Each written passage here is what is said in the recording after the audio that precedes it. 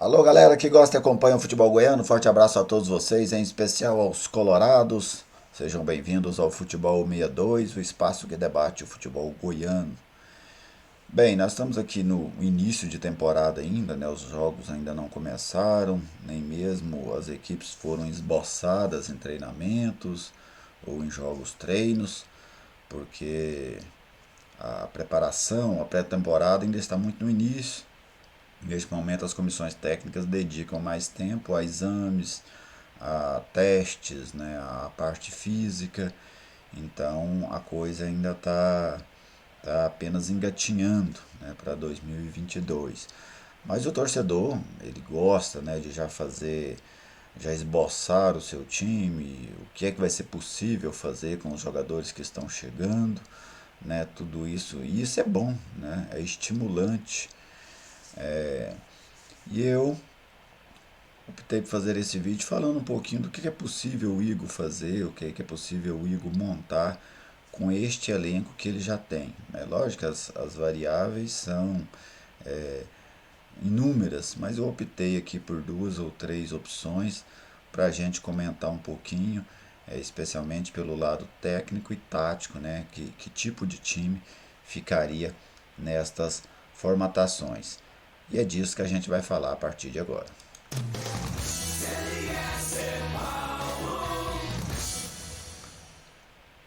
O Vila manteve uma base numerosa do ano passado, né? Se você pensar, toda a defesa permaneceu no meio campo, em que o Vila teve mais, vamos dizer, um desmanche maior, né? Perdeu o Dudu, que foi embora, os meias não ficaram por opção do Vila, né?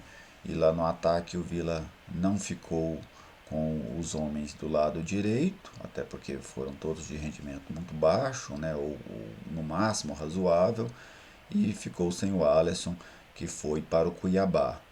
Mas uma base ainda foi mantida, né? O Vila tem aí pelo menos 8 jogadores remanescentes da temporada passada, mais do que isso, né? Mais do time titular, pelo menos 8 remanescentes. Eu esbocei um time aqui inicial para a gente começar a falar sobre ele. Olha essa equipe aí: Jorge, Moacir, Donato, Renato, Formiga, a defesa é a mesma. Os dois volantes, David e o Arthur Rezende. Coloquei essa equipe num 4-2-3-1, tá? Mateuzinho, Wagner, Jean Silva, Cleiton. As caras novas aí, o, o Mateuzinho, o Wagner e o Jean Silva, né? Todas elas nessa linha de armação, né? Na linha de criação das jogadas. Esses 3 jogadores foram contratados pelo Vila para essa temporada. O que é que esse time aí tem de interessante, né? Primeiro, ele tem qualidade na saída de bola. Ele tem uma defesa forte, que já se mostrou forte no Campeonato Brasileiro da série B. O Vila sempre esteve entre as melhores defesas da competição. Ele tem uma boa saída de bola com o Arthur jogando de volante, ele qualifica a saída de bola. E ele tem um meio campo interessante. Um trio, né, nesse 4-2-3-1, onde você tem um meia centralizado, que é o Wagner, joga com um meia pelo lado, um meia com poder de criação e com poder de centralização. Por que esse poder de centralização é importante? Porque quando você vai dar o corredor para os laterais, o meio, o extremo, né? Ele precisa centralizar. No caso aqui eu estou citando o Mateuzinho. E tem jogador que centraliza e não dá conta de jogar por dentro. Ele se perde. Porque você tem aquele jogador, qual é a única jogada dele? Ele, ele sai para cima, né? Parte para cima do adversário, busca a linha de fundo para cruzar. Quando você centraliza ele e dá o corredor para o lateral, aí muitas vezes ele se perde, ele não dá conta de jogar ali no meio. Nesses casos, é até mais aconselhável, quando você tem um jogador com essa característica, que ele continue jogando por fora e o lateral entre. Porque às vezes o lateral tem uma capacidade maior de jogar por dentro. Mas o Mateuzinho oferece isso, né? O Mateuzinho, ao centralizar, ele tem condições. Aí do outro lado você tem o Jean Silva já com outra característica, um jogador mais agudo, jogador de força, de ir para cima. Então é uma mescla que no 4-2-3-1 os treinadores gostam muito de usar. Um armador por um lado, um agudo por outro. E o Vila teria isso, né? E um armador centralizado, que neste caso é o Wagner. Lá na frente um referencial, o Cleiton, né? Que fez um bom segundo turno de Série B do Campeonato Brasileiro. Oportunista, né? Chamou a atenção pelos gols. Então essa aí seria uma formatação básica, né? E acho que é a mais provável. Lógico que o Vila deve contratar mais jogadores até o início do Campeonato Goiano, mas eu penso que hoje, se fosse para o Igor escalar um time, a formatação mais provável seria essa que eu coloquei para vocês aqui na tela. Uma outra composição com essa mesma formatação, mas que é plenamente possível de você fazer, especialmente em adversários que você precisa propor o jogo, que você precisa jogar dentro do adversário, e isso vai acontecer muito no Campeonato Goiano. O Vila vai enfrentar diversos times que têm um poderio técnico menor do que o dele, então a tendência é de jogar em cima, partir com a bola. Seria essa formatação aqui, ó, com os mesmos jogadores, mas você atuando aí num 4-1-4-1. Com a linha lá atrás, o David fazendo o papel de volante, o Arthur jogando do lado do Wagner na armação, com o Mateuzinho pelo lado.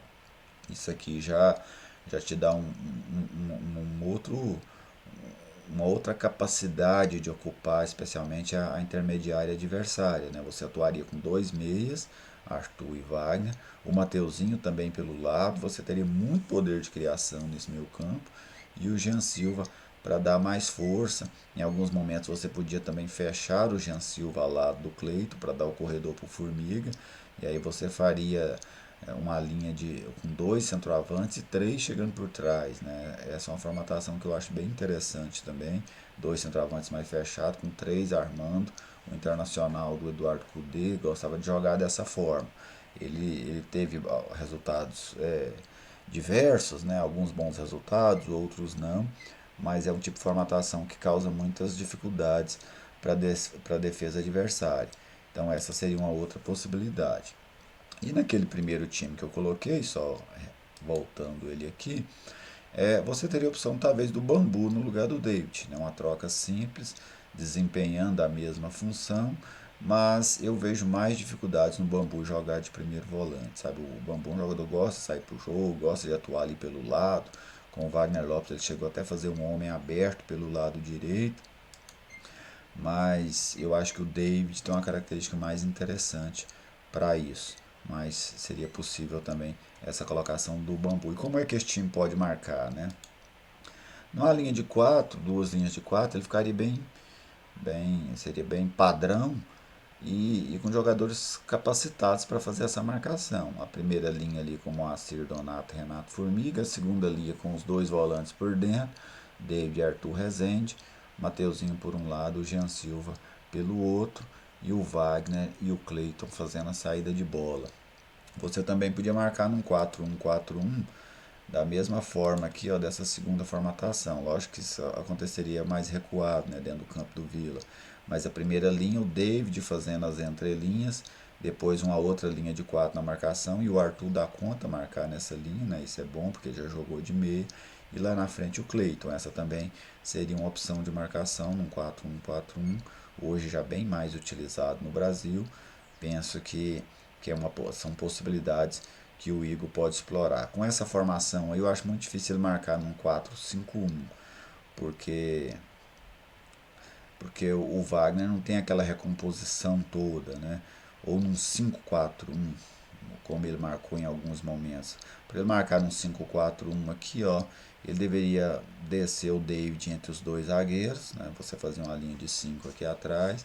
E esses outros quatro jogadores à frente aí, Mateuzinho, Arthur, Wagner e Jean, recompunham a segunda linha e ficava apenas o Cleiton na saída de bola. Aí a gente precisa ver como é que está o poder de combate do Wagner, né?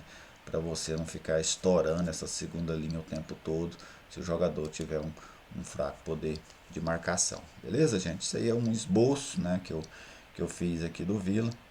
Mas você também pode fazer o seu, comente aí o que você achou da escalação, da formatação, você faria diferente, fique à vontade, vamos debater aí esse início, a equipe colorada, né? Lógico, na hora que os jogos começar, eu farei para vocês análises e ponderações sobre a formatação do time, sobre como joga a equipe do Vila Nova. Mas isso vamos esperar a equipe colorada entrar em campo, né? O Campeonato Goiano começa no final deste mês de janeiro. Beleza, gente? Se você ainda não é inscrito no canal, te convido a se inscrever para a gente fortalecer este espaço dedicado única e exclusivamente ao futebol, ao debate do futebol goiano. Um grande abraço a todos vocês e até o próximo vídeo.